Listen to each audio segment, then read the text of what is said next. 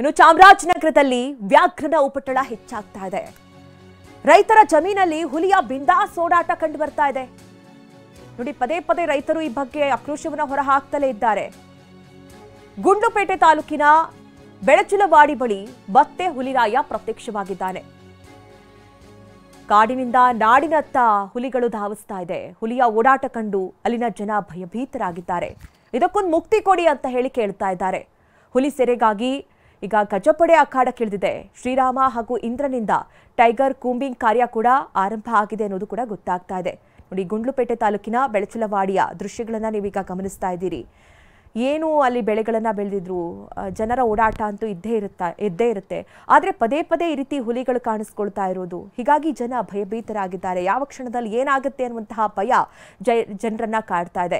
ಈಗಾಗಲೇ ರೈತರು ಸೇರಿದಂತೆ ಅಲ್ಲಿನ ಸ್ಥಳೀಯರು ಅರಣ್ಯ ಇಲಾಖೆ ಅಧಿಕಾರಿಗಳ ವಿರುದ್ಧ ಆಕ್ರೋಶವನ್ನ ಹೊರಹಾಕಿದ್ರು.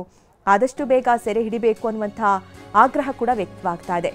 ಇನ್ನು ಗಜಪಡೆ ಅಖಾಡಕ್ಕಿಳಿದಿದೆ. ದುಬಾರಿ ಶಿಬಿರದಿಂದ ಗಜಪಡೆ ಆಗಮಿಸಿದೆ. ಶ್ರೀರಾಮ, ಇಂದ್ರ ಕೂಂಬಿಂಗ್ ಕಾರ್ಯ ಆರಂಭವಾಗಿದೆ. ಕಲ್ಪುಲ, ಹೆಗ್ಗೋಟಾರ ಸೇರಿ 4 ಗ್ರಾಮಗಳಲ್ಲಿ ಈಗ ನಿಷೇಧಾಜ್ಞೆಯನ್ನ ಜಾರಿಗೊಳಿಸಲಾಗಿದೆ. ಜಮೀನುಗಳಿಗೆ ಹೋಗದಂತೆ ಸ್ಥಳೀಯರಿಗೆ ಎಚ್ಚರಿಕೆಯನ್ನ ನೀಡಲಾಗಿದೆ. ಹುಲಿ ಸೆರೆ ಹಿಡಿಯೋದಕ್ಕೆ ಈಗ ಗಜಪಡೆಯನ್ನ ಅಖಾಡಕ್ಕೆ ಇಳಿಸಲಾಗಿದೆ. ನೋಡಿ, ಫೋಟೋಸ್ ಅನ್ನ ಕೂಡ ಗಮನಿಸ್ತಾ ಇದ್ದೀರಿ. ಈಗ ಹುಲಿಯನ್ನ ಸೆರೆ ಹಿಡಿಬೇಕು. ಜನರಿಂದ, ಅಲ್ಲಿನ ಸ್ಥಳೀಯರಿಂದ, ರೈತರಿಂದ ಭಾರಿ ಆಕ್ರೋಶ ವ್ಯಕ್ತವಾಗ್ತಾ ಇದೆ.